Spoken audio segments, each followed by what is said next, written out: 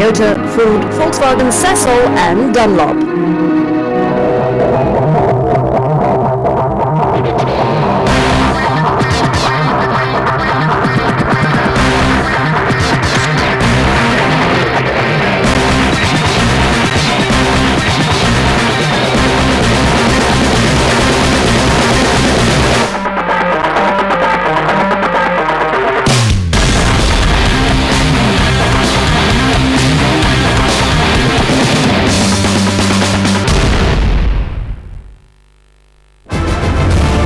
For the crews taking part in the 2015 South African National Rally Championship, Round 1 was the dawn of a new day. New opportunities, new machines and, above all, new hope. As has become the custom over the last number of years, the 2015 season kicked off in KwaZulu-Natal with a Tour Natal rally hosted by the Natal Motorcycle and Car Club. This is undeniably one of South Africa's toughest rallies, thanks not only to its position at the start of the season, but even more so due to the extremely fast and super slippery sugarcane roads that mark the area around the south coast town of Scottburgh, where the rally was again based. The challenges of the terrain are many, including the so-called marbles or tiny stones that form a top layer of slipperiness over the harder surface below. The tall sugarcane also makes it difficult for drivers to look ahead into corners, forcing them to rely much more on the notes called out by their navigators. This year has seen the introduction of a two-pass recce before the event, allowing crews to write their own detailed route notes. But making rally notes is a fine art, and the less experienced crews were sure to be at a disadvantage on the Tour Natal. Then again, if rallying was easy, it wouldn't have been the spectacular sport we've come to love and enjoy. So the crews simply had to suck it up, do the recce and make the best possible notes for the rally. Talking of crews, the South African National Rally Championship sports 4 classes for the 2015 season. At the top of the pile is still the spectacular 4-wheel drive normally aspirated 2-litre monsters known as Class S1600. A smaller subclass featuring similar machines but with slightly older technology is now known as Class NRC4. There is also Class NRC2, where historic rally machines take part, usually to great cheers from the spectators. And finally, there is the reason you're watching this show, namely Class S1600, South Africa's premier rally class for front-wheel drive machines with engines no larger than 1600cc. But before we delve into the action of Class S1600, let's take a quick look at how things played out in Class S2000. The Battle of the Tour Natal rally started even before the lights at the start of Stage 1 turned green. The reason for this was the traditional numbers draw, where the top crews in Class S2000 draw numbers to determine the starting order of the rally.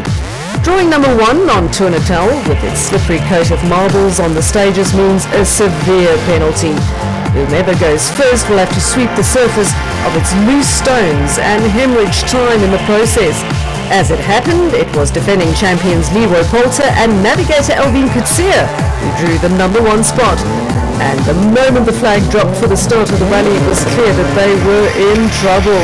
The pair launched their newly liveried Castrol Team Toyota Yaris into Stage 1, but found it impossible to fully commit on the slippery surface, and as a result they lost time hand over fist on the first 3 stages. By this point, the stages were repeated for the second loop, negating the need for sweeping, and thus allowing the champions to compete on an even footing. But by then the damage was done. Former champions Mark Cornier and navigator Robin Howson clearly had the bits between their teeth from the get-go. The Ford crew barely made it past the first turn of the season last year, but this year they stamped their authority on the Tour Natal right from the start. From second on the road, they still had to contend with much the same marbles as Poulter. The Ford pairing attacked from the moment Cornier dropped the clutch at the start of the stage. Volkswagen's Hans Weiss and Bjorn de Gant got off to a good start too, posting the 4th fastest time on the opening stage, just behind their teammates Henk Latergan and Barry White, also in a Sasol-sponsored Volkswagen. Behind them came Castrol Team Toyota's new pairing in the form of Dakar veteran Janelle de Villiers and navigator Carolyn Swan. And that was pretty much the order throughout the 2 days of the event. Cornier and Houghton led from start to finish, clearly showing their class. Poulter did well to mitigate his early hesitance by finishing just 44 seconds behind Cornier, ensuring that Cornier didn't steal an early march on the championship. Lateghan and White completed the podium, but it was Castrol Toyota's De Villiers and Swan who ended in 4th place after a roll on stage 4 took Weiss and de Gunt out of the running. But that was Class S2000's story. For the crews in Class S1600, the Tour Natal Rally held different challenges. And if there's one man who clearly had a grip on the situation even before the start, it was defending champion in Yata Toyota Etios driver Guy Bottrell. We've done quite a lot of testing, quite a lot of prep. The car is hopefully more reliable this year, so we don't have any drive shaft failures like we had last year. The pace was certainly there, so we just got to maintain and make sure we're at the sharp end of the field all the time. But Bottrell wasn't the only competitor who had an eye on the 2015 championship.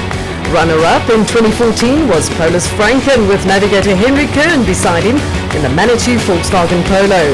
The pair ended the year with a flourish, but scored poorly at the start of the season. The pair were hopeful that 2015 would be kinder.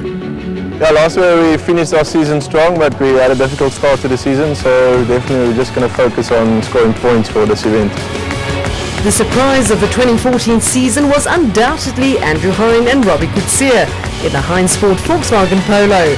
Not only did the pair post very fast stage times, they did so consistently through most of the season.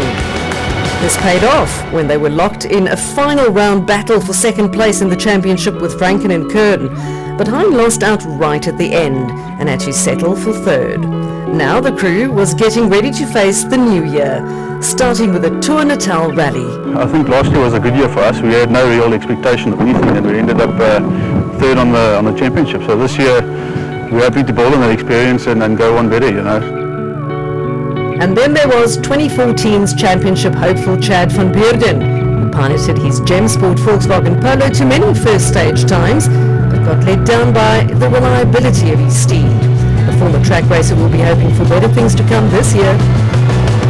It's looking good for us. We put in a lot of preparation and feeling comfortable with the car, and the car feels strong. And those are just some of the key players in the class. Other noteworthy competitors include young Matthew Vasey-Lyle and navigator Schalk van Heerden in the Fragram Toyota Etios, as well as Richard Leek and navigator Rikus Fourie in the ATS Ford Fiesta. Both these crews have shown that they are fast enough to win stages, but have yet to string them all together. One crew who's won in the past is that of Ashley Haig-Smith and navigator Damien van As. The pair showed considerable pace during 2014, but also lacked the consistency needed to win events. Also worth mentioning was a new entry for 2015 in the form of veteran driver Nico Higgs and equally veteran navigator Etienne Lourens. The pair had plotted a return to rallying late last year, and the Tour Natal Rally of 2015 was to be the scene of their first foray as a team. But enough about the players. Let's take a look at how their game played out.